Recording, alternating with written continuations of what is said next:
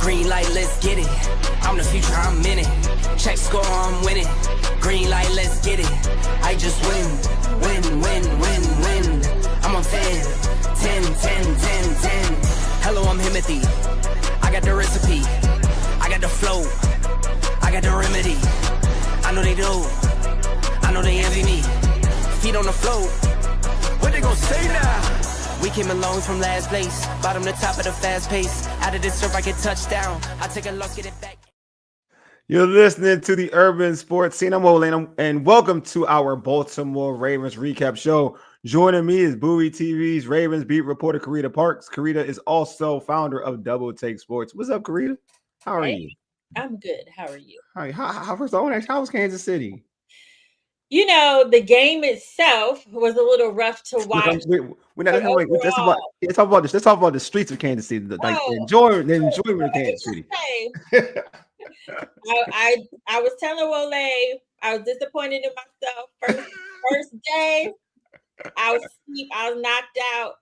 But after the game, I was like, I gotta go outside a little bit. So that's good. So I've never been to Kansas City. How was that? How was the environment in Kansas City? Like outside, how was it?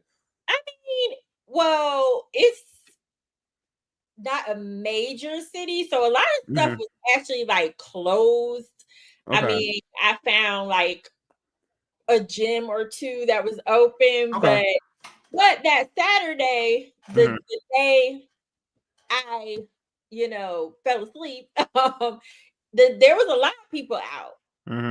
So, it's a pleasant city. It is a pleasant city. Everybody seems friendly. I like that part. It's the Midwest. Yes, I like the pleasant Midwest vibes. All right, how's the barbecue? I heard the barbecue over there is like that. The barbecue is good. There's just so many options. You ask different people where to go, and everybody got somewhere different because there's so many options. Last time I was there, I stayed a little longer because that was my first time in Kansas City. So I see what it was about. I had Jack Stack's barbecue, which is more of a sit-down restaurant type of vibe. Okay. I mean, and that was good in its own right. Then Gates Barbecue, you ask a lot of people there. Gates Barbecue, they recommend. I went there too because I had a chance to go there. And that was good as well. So this time I wanted to try something else. So I went to Joe's Kansas City Barbecue and I enjoyed that. I really enjoyed that. So I wanted like that. Like I said, Jack Stack's was like the restaurant. Gates felt more like a, what do you want to call it? Down home type of spot. Yeah. And like I wanted one of those, just like straight up, like not a hole in the wall, but I call it different. I call it a place that cook it with love. They put that umph in it. Authentic. So I tried Joe's Kansas City Barbecue and I liked it. It was a very cool experience because they I know I'm going on a tangent here. No, you ain't this. We do the real here. We do the real here. Go ahead. My understanding is they started serving their barbecue out of a gas station when they first started. And then they eventually, got the funds and grew. And now they have 3 restaurants, but I went to the original location. And what's cool about it is no longer a working gas station, but they kept the vibes. Like outside, there's like the pump is still there. There's like they left one pump there. The sign is still there. It was a Shamrock gas station. So, it kind of still has that outside. And then the inside, you can kind of see like where the register probably was when it was a gas station, but now it's a bar. They made it a bar. And the rest of it's like just the restaurant. So it was kind of cool. I like that. I love it. So would that be your favorite spot up there? I think so far. Okay. The only thing that would prevent me from going back is the line was out the door. Oh, that means real. It was like 40. It was like probably like a 45-minute wait. But I was there and I'm like, I'm not leaving at this point, A 45-minute wait? Oh, that means it's real. It's one of them. I will say the food came fast. Okay. But the line just didn't move. It was just so many people. The line didn't move as fast. But they have a system though. They have like a water cooler outside with some cups if you still outside. Then once you get in, the bar is like literally right there. So you could go get a drink and still stand in the line, so they got it. They figured out what to do, but nobody left. Okay, so that's interesting. Okay, it's a long line. That means it's real. You know what I'm saying? It's real. Yeah, that's why I was like, well, let me just thug it out. Paul said, Duval, them Jags. They rolling right now. Let's see what they do on Monday Night Football. Hopefully, they have a better showing against the Chiefs than the Ravens did. Paul says the Royal Farms and barbecue. Well, that's kind of funny. Oh, he said, God, tell Candy about it. Let's see. All right, yeah. All right, so yeah, we didn't talk Ravens. So we gotta talk Ravens. But before we talk Ravens, I gotta knock out some logistics. Before I didn't even mention. No, what? Screw all that. I didn't even mention the score. This is the recap show, and we got like the Ravens did fall to the Kansas City Chiefs, like Carita mentioned, 37-20. That was a tough one. But before we dive into all that, make sure y'all check out our website, which is theurbansportscene.com. Subscribe to our podcast on Spotify, Apple Podcasts, TuneIn, iHeartRadio, and other podcast platforms. Just search The Urban Sports Scene. Make sure to subscribe to the Urban Sports Scene and Bowie YouTube channels. If you're in the YouTube chat, we accept super chats. Super chats help us support the shows. The super chats will be prioritized over all comments in the chat. Don't forget to tweet us at Urban Sports Scene. Hit us up on IG and TikTok at Urban Sports Scene, and like our Urban Sports Scene Facebook page. Also, join our Urban Sports Scene Facebook group. Just as Urban Sports Scene, sports bloggers, sports podcasters, and sports debates. All right, let's dive into it.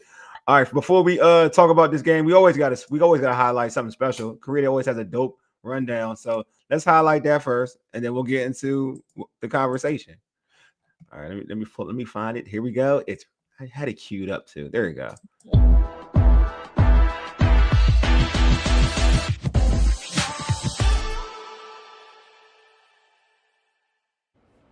This is Carita Parks with Bowie TV at Arrowhead Stadium in Kansas City. We came into this game knowing that either the Ravens or the Chiefs would walk away 1-3. And it just so happens it's the Baltimore Ravens that walked away on the losing side of this battle with a 37-20 loss. This team has now entered a territory that is much different than last season, in my opinion. Yes, they started off slow, but to me, this is a deeper hole. In addition to that, there were several injuries throughout this game on defense. They lost Roquan Smith, Marlon Humphrey, Nate Wiggins, and then on the offense, Ronnie Stanley went out, as well as Lamar Jackson, who left the game with a hamstring injury. Here's an update from Coach Harbaugh on Jackson's status. No, I don't have any really updates on seriousness of injuries right now. There's nothing that looks like a season-ending by any stretch for anybody, any of those guys. But we'll have to look at those injuries tomorrow and see what happens.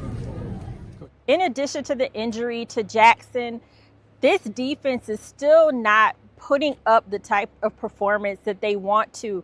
They still look disheveled and confused, and they were coming into this game with injuries on the defensive line already. Afterwards, Kyle Hamilton apologized to fans for the product that they're putting on the field. I also asked him the impact of losing Lamar Jackson and not knowing what his status is going forward.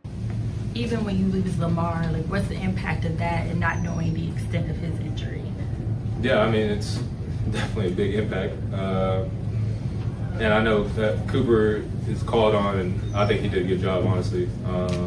But, I mean, losing Lamar is losing Lamar. It's going to be tough for any team, Lamar Jackson, to start a quarterback. Offensively, this game did not start off bad. The Ravens drove down the field and scored, but an interception by Lamar Jackson, some delay of game penalties put this team into a hole. Once Cooper Rush came in, it was not that much time left in the game. And at that point, Justice Hill was able to get into the end zone and get the Ravens on the board with 20 points. After the game, I talked to Justice Hill about that slow start they had last season that has come into this season, and if the fact that they were able to turn it around last year gives them hope they can do the same now. Justice, you alluded to it earlier, but the slow start last year and making the playoffs, do you go back to that as a team to know that you can possibly turn this around? I mean, we know who we have and where we are, and one loss is not going to change that. We're just going to continue to build on what we know and execute when we need to execute. Like, honestly, that's all it really comes down to is our execution. Doesn't matter what play calls they call. Like, we just got to go out there and make them work. So just go back to the drawing board.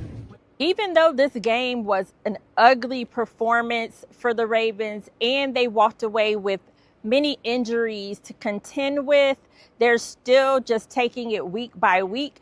Derrick Henry said they look forward to playing Houston, which is the next game on the schedule. We want to continue to get better, fix the mistakes, correct those mistakes, just be positive. I mean, it's easy to have the wide knees right now and finger point, but I don't think nobody wants to do that. I think everybody just wants to move past this one, get ready for Houston, and come back to work and get ready to go.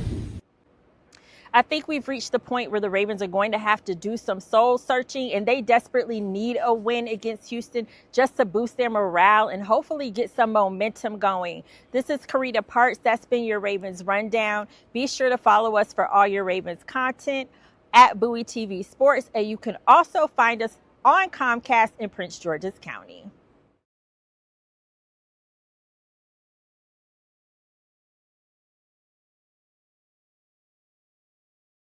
First off, awesome work by Carita as always. First time, round of applause. Awesome, awesome work. I think you pretty much hit everything. You pretty much hit everything in your rundown. But I do want to talk. Let's talk about Lamar. Lamar went out with a hamstring injury. What did it look? I mean, what's the status of Lamar? How did he look coming? I mean, after the game.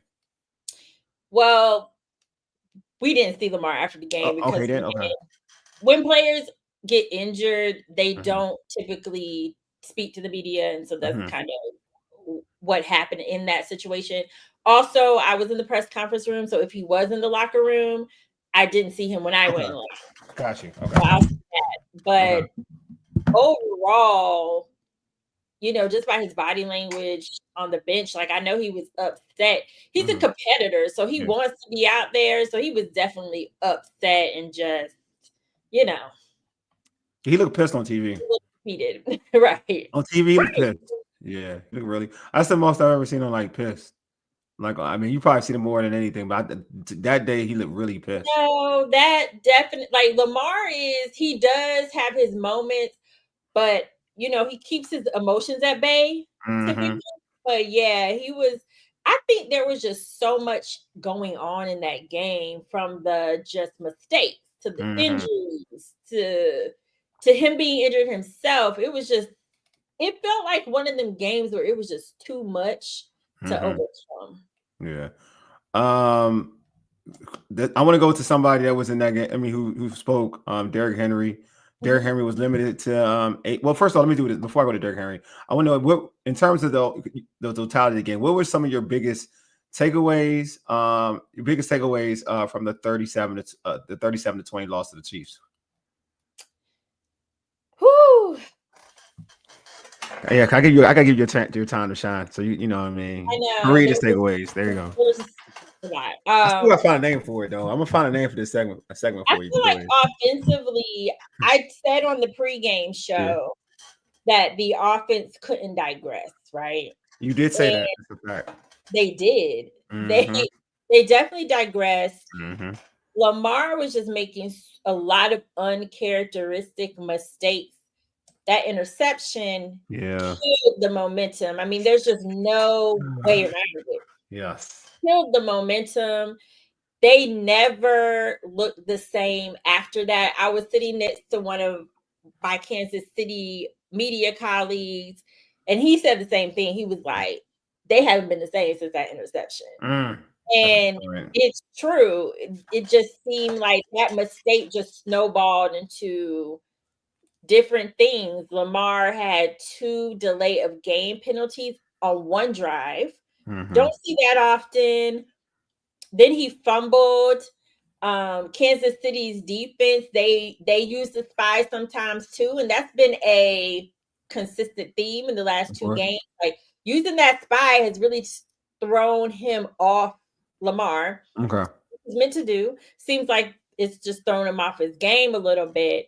But it doesn't help that Ronnie Stanley already came in that game with an ankle injury. He hadn't practiced all week. And then he ended up leaving the game. And that left side was weak. Like, you know, they were coming around the edge on that left side.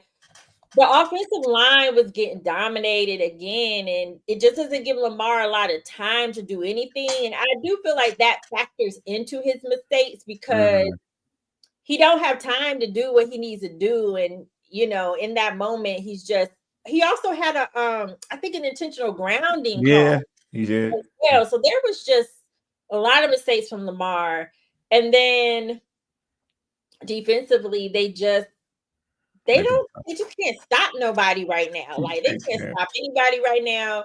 You know, when they said Worthy was coming back, I was like, oh man, because you know, and I want to say this about Marlon.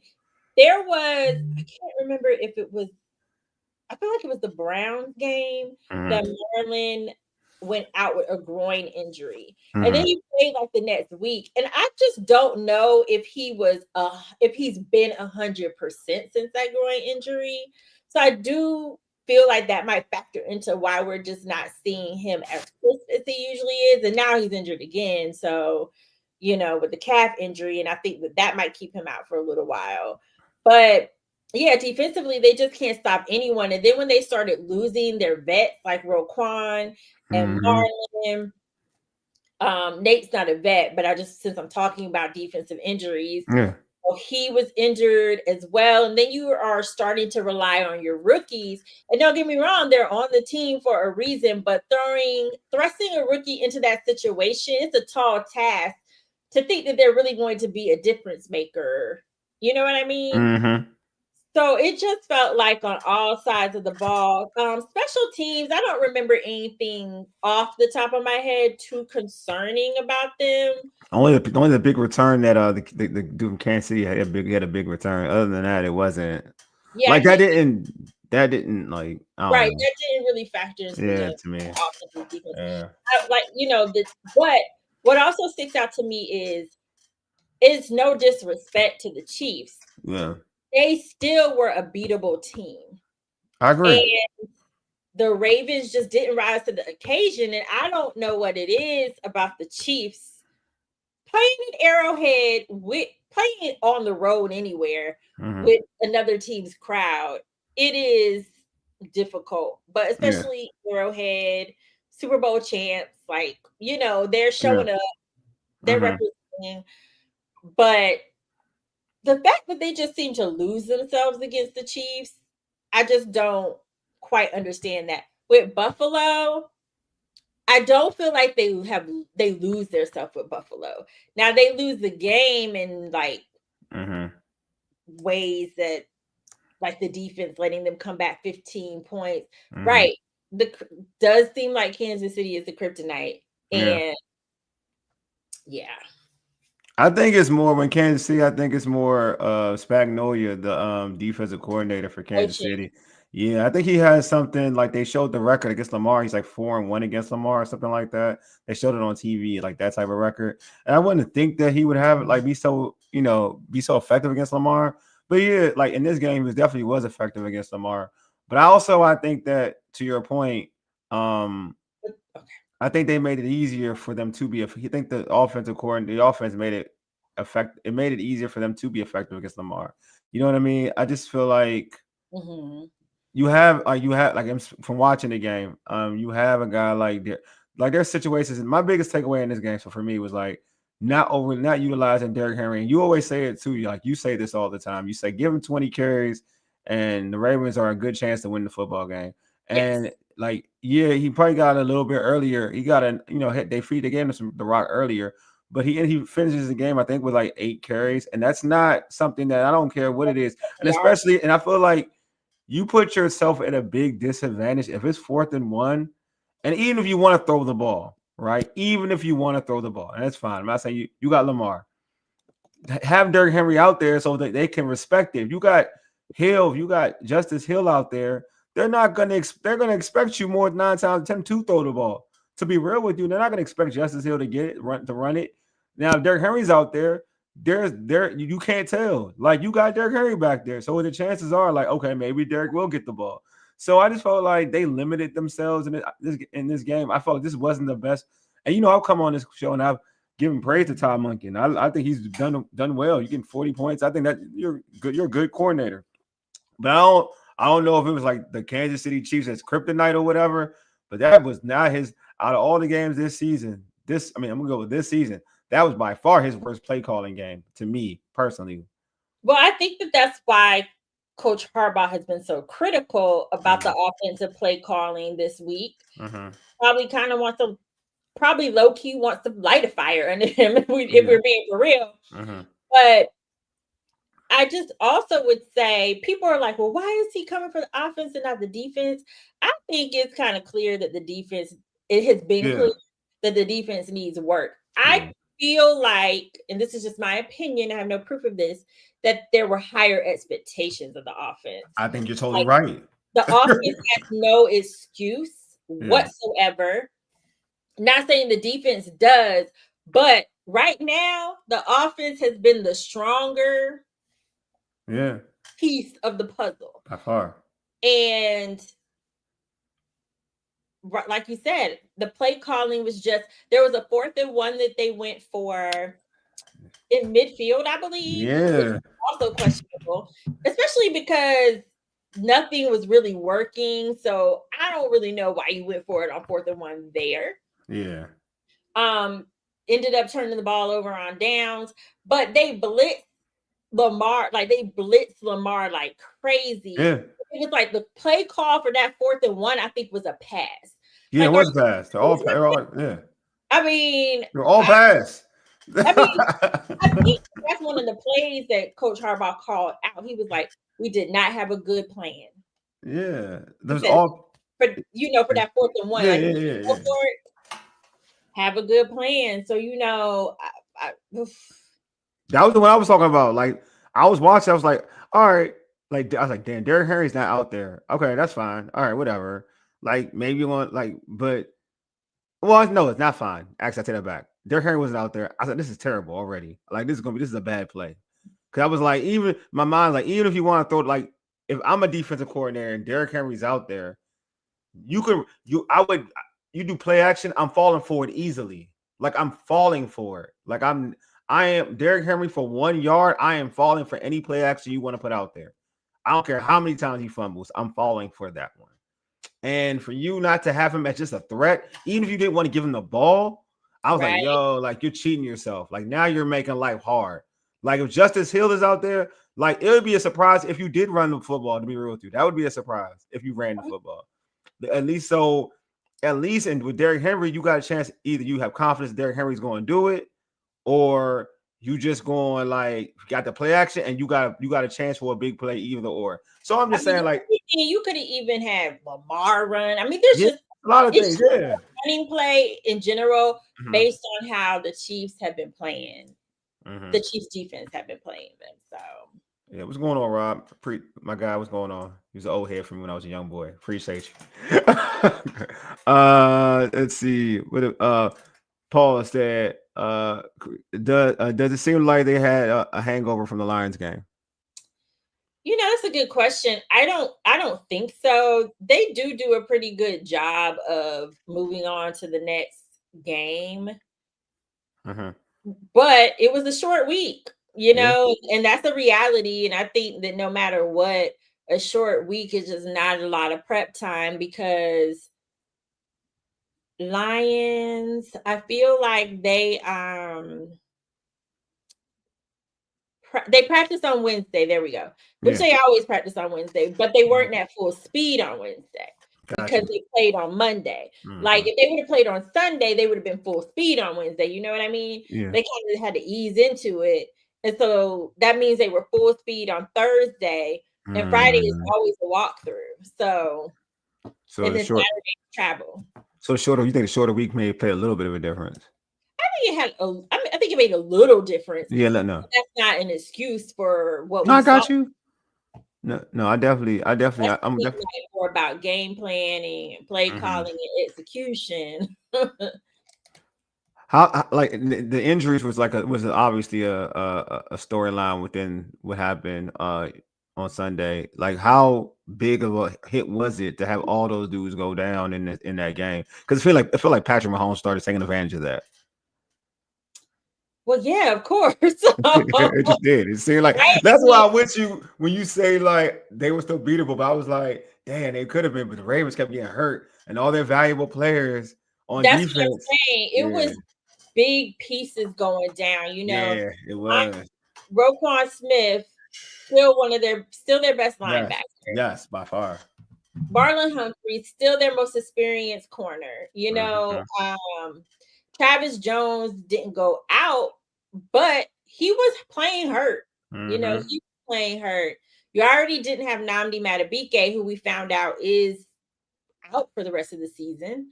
Broderick Washington had been stepping up on the defensive line. He had to be put on IR. Kabe Noy was already missing. I mean, they went in with a weak defensive line. And then you add everybody who got hurt after that, man. It was a lot.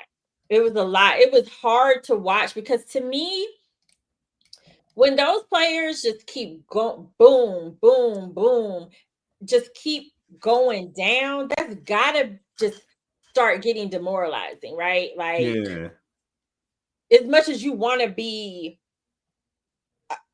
positive, it's gotta affect you the more guys that go down, and you're already playing bad. It's not like you're winning and guys are going down. You're already trying to make a comeback. You're not playing well, and then on top of that, you got stars getting injured.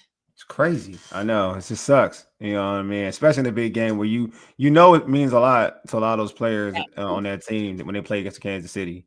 You know, and that's it was also the difference of who was going to be 1-3 and who was going to be two. I don't know. 2-2. Yes. No, you're right. Nah, and that's what it was. And speaking on that, like being 1-3, Harbaugh said, he said he's concerned but not overwhelmed. Do you agree with his assessment, or do you think 1-3 start is a major red flag? It's definitely a red flag. I love your honesty. Go ahead. I mean, that's just there's no way around that. Yeah.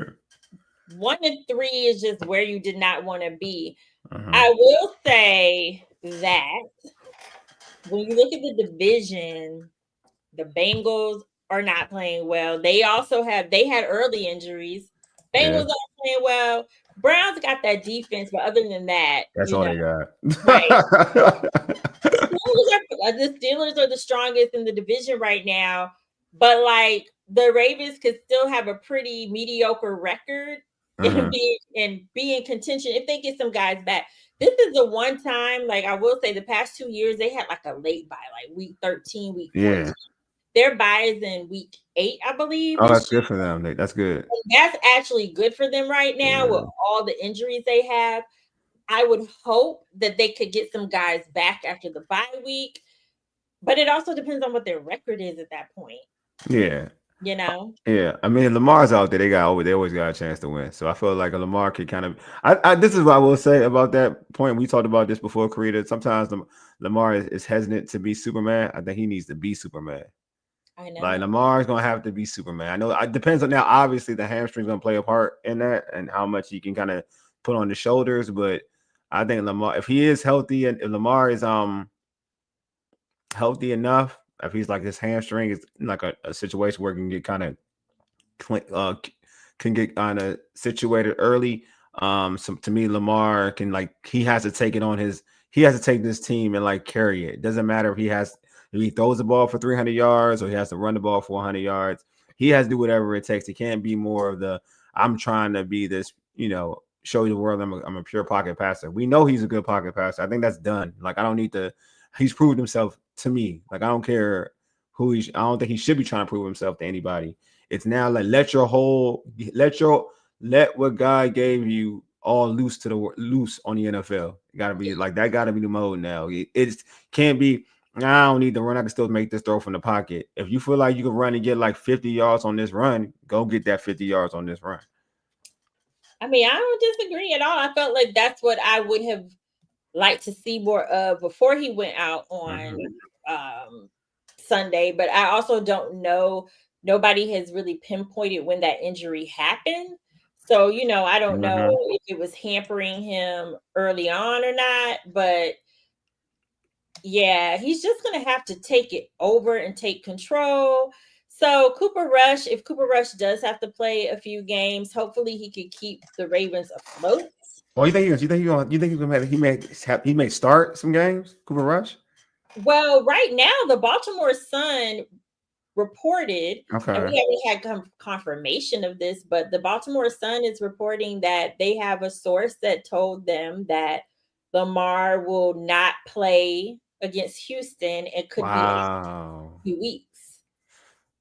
Yeah. Oh, so it's different now. That changes everything. So what you were talking about earlier about can they hold the fort? Yeah, okay, that's different. You don't got Lamar out. Yeah, you know what? Then screw it. You got King Henry. This is what he's used to this. Well, right. Maybe this is how King Henry gets his 20 carries. Yeah, we get like 40. He may get 30. He may get 30. He needs a lot. He needs a lot of carries. Oh man. They need to keep it simple for Cooper. Keep it simple. Derrick Henry, short passes. I don't know. D-Hop might have to be a magician as well. That is, dang, I ain't know that. Ooh, sweet baby Jesus. That's something else. Dang. Oh, right. Okay. Yeah, Lamar gotta. They gotta run King Henry. That's the move. They gotta run King Henry. You mentioned a little bit about.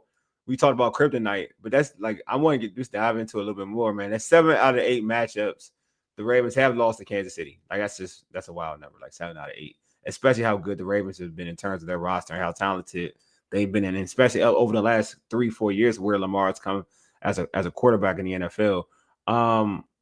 For like in your opinion, like why is that a thing? What continues to be the biggest issue for why the Ravens can't tackle this whole Patrick Mahomes and the Kansas City Chiefs theory, equation?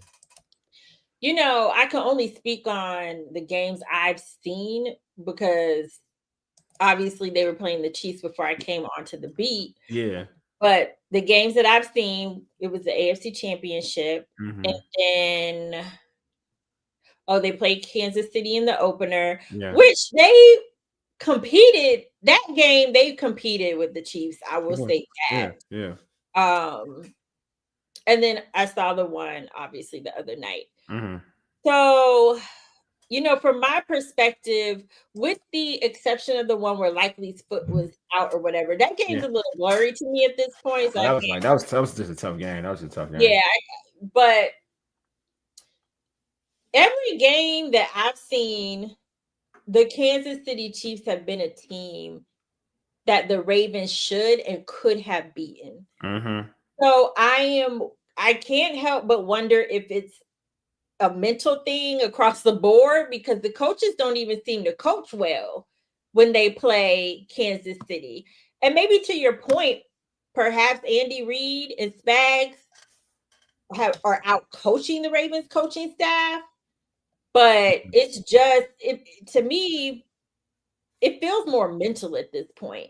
It's definitely not ability. Like the Ravens, and I'm not saying this, don't get me wrong, the Chiefs are a Super Bowl team, but when they have played the Ravens, they have not been their best selves. Yeah, I agree with that. And it just feels like the Ravens lose who they are. That drive that opened the game, it was a mix of the run and some passes. I feel like it was more heavy on the run, if I recall. It was a good mix. It was a good mix. I know, like it was a very good mix. And it's like they did not stick with that. It's almost like when they get in a hole, they feel like they have to pass more against the Chiefs. And I don't know if that's because Patrick Mahomes is more of a passer than he is a runner. Yeah. I don't know what that's about, but I haven't seen anything that makes me feel like the Ravens couldn't beat the Chiefs. Yeah. But yeah. Oh yeah, Rob. I still hoop. I mean, I hoop like an old dude though, but I still Rob, hoop. you can't be having personal conversations. I know. You need to call. You ain't lying. Hey, I know, right? I be trying to respect everybody who that's the OG for me. But now I'm gonna go like I do like something Paul said. He's like, I'm gonna use this reference, Ravens, Clyde Drexler, Chiefs, and Jordan. But I will say this, I agree with you, Carita. It's just that I feel like to your point, I don't think the Chiefs play at a high level when they play the Ravens, though. Like it's not like they're like Uber, like they're playing at a top level. I know, like when everybody knows I'm not the biggest Jordan fan. I give Jordan his flowers. Like when Jordan plays against certain talent and that team plays against certain talent, like folks still like they played that Bulls team played at a high level. Like they always play at a high level. The Chiefs, to me, don't always play at the high level, but the Ravens just find a way to lose the game. You know what I'm saying? Like they find a way to lose. They find a way. You know what I'm saying? So when I look at the Ravens, like it's almost like it's the mystique though. It's like they get so antsy into this game, they put so much pressure on it. There you go. That's what it is. I think that's what it is. The Ravens overthink it. I think it's the best way to say it. I agree with that, Paul. That's what I mean. Like when they get away from themselves, like they try to do things that haven't been working. Like they get to where they are, being physical, running the ball, Lamar running, and then it just seems like they try to do something different when they see the Chiefs. Yeah, that's the thing I get. But I do want to go back to this too. Like in the beginning of the game, because I feel like to what Paul is talking about and what you're talking about, I felt like the Ravens had an opportunity early, and you said it like interception, like Lamar's interception. They had an opportunity early to end, like to me, to put their foot on Kansas City's neck, because Kansas City, to me, they're doubting themselves right now. And when the Ravens scored that touchdown, and then the Ravens get the ball back, they had an opportunity, and they were driving. They had an opportunity to score a touchdown or a field goal, go up 10-0 or 14-0. And I felt like they had scored there. Not even they had scored there. Because Kansas City was reeling. They were reeling at the time. If they score there, I think the game is over. Like I felt like once they didn't score and once they got that pick, to your point, that's what I think, like you said, it just changed. Everything changed from that point on. Changed. The crowd was back in the game. Like the crowd when the Ravens went down there and scored, boom. Crowd was quiet. Yeah. Crowd was quiet. And like you said, I don't off the top of my head remember the circumstances of that second drive, but you're right. They didn't get any points. He threw an interception. Lamar threw a pick. Was that yes. Yeah. They was going to score. They was going to score again. That's right. That was a drive. Yes. I remember. It was a very, very, that was a bad interception. Yes. He was trying to force the ball to Mark Andrews, Yep, who was not open. Yep. He tried to force that ball to him. I'm telling you, And he doesn't usually do that. Like that's what he doesn't typically do that. You're right. That was a very bad interception because I said it. I mean, I remember the interception. I just couldn't remember the drive. Yeah. I said it when it happened. I was like, that was a ill-advised pass. Like sometimes Lamar throws interceptions and things happen, right? Yeah. But this was a case where he made a very bad decision. Yeah, and he took away points. That's what got me. It took because they were field goals. So they could have got a field goal. They would have been up 10-0. Like worst case scenario, you've been up 10-0. If you don't say you make another read, and then you can live another day. You have an opportunity to be 14-0. You know what I mean? Like I felt like if they go up 10-0 in Kansas City. Now Mahomes and company, they're going about this a whole different way. You know what I mean? So I felt exactly. Then they panicked, but I felt like that's what happened in this game. Like when once Lamar threw that, Like, I don't know. And again, Lamar, and I say this easily. Lamar doesn't normally make that type of mistake. He doesn't force plays like that. And I'm gonna give the linebacker credit. That was like, for a linebacker, that was a tough catch for the interception. But again, that's a play that Mark Andrews wasn't even open. Like, it wasn't a play that you should have tried to make. Yeah. So like, that was just, that's what I was saying. Like, when he threw that pass, I was like, something was off with him to me. And then when he subsequently got the delay of games, and the fumble, I was just like, I don't know what was going on with him that day. Yeah, that's how I looked at it. I was like, yeah, you're right. That's where, like, watching that game, I forgot, like, I should have mentioned that what stood out to me the most. That's what stood out to me. That interception, I was like, all right, Lamar, this ain't you. Don't be somebody different. Be Lamar. You know what I mean? Be Lamar. All right, well, Carita, it's time to wrap this pod up. It's always dope talking to you. You know what I mean? Like, you're dope at what you do. Before we end this stream, like I end every stream with you, how can folks catch you on social media? How can they check out your other brand, Double Take Sports, your content on Bowie TV, just your socials, plug everything. Yes, so you can catch me on social media at Carita Parks. All my content is there. You can catch my Ravens content, particularly on Bowie TV Sports at Bowie TV Sports. And then be sure to follow my sports media brand, Double Take Sports, for all of your other sports coverage. So if you like NBA, WNBA, we got golf, got all kinds of things over there. So be sure to follow us at DBL Take Sports, and the website is dbltakesports.com. Yeah, and make sure you check it all out. You know, Carita, she has great stuff there.